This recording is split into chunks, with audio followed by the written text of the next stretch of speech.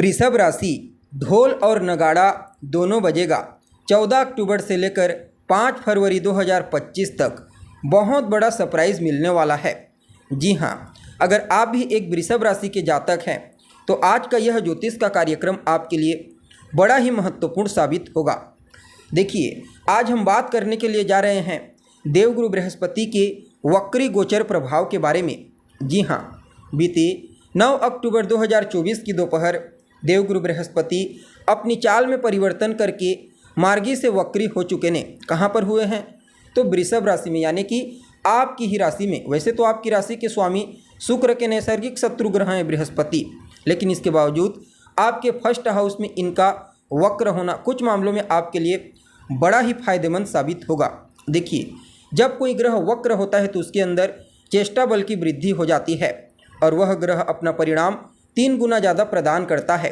अब बृहस्पति आपके लिए वैसे तो कारक ग्रह नहीं है, लेकिन शुभ अवस्था में वक्र हुए हैं, इसलिए इनका जो परिणाम होगा वह 3 गुना ज़्यादा श्रेष्ठ शुभ अवस्था में आपको प्राप्त होगा।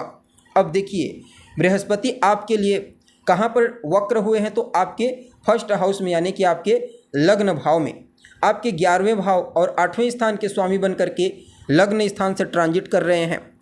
तो यह समय कुछ मामलों में बढ़िया तो कुछ मामलों में सावधानी वाला होगा। सबसे पहले तो स्वास्थ्य को लेकर के आपको सजग रहने की आवश्यकता होगी। जी हाँ, बृहस्पति का यह वक्र चाल आपके स्वास्थ्य को डैमेज करने का प्रयास करेगा, क्योंकि बृहस्पति आपके लिए अष्टमेश होते हैं।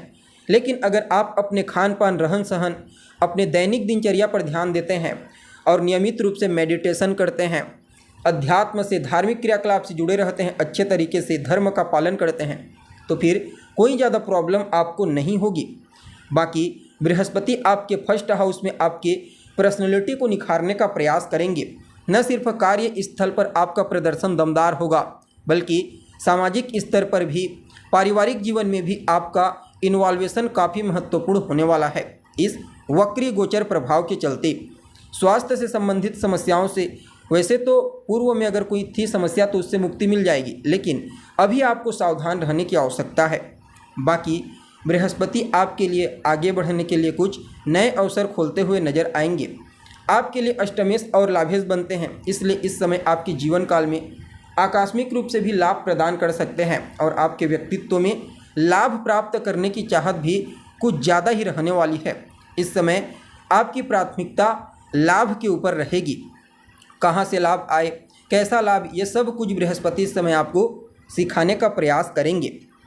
अब देखिए, बृहस्पति के पास 3 विशेष दृष्टियां हैं और इनकी दृष्टियां बहुत ही महत्वपूर्ण होती है, क्योंकि जहां होते हैं वहां से ज़्यादा बेहतर परिणाम जहां देखते हैं वहां देते हैं। अब आपके फर्स्ट हाउस में है तो 5वीं दृष्टि आपके 5वें घर पर जा रही है, 7वीं दृष्टि आपके 7वें घर पर और 9वीं दृष्टि आपके 9वें घर पर जा रही है।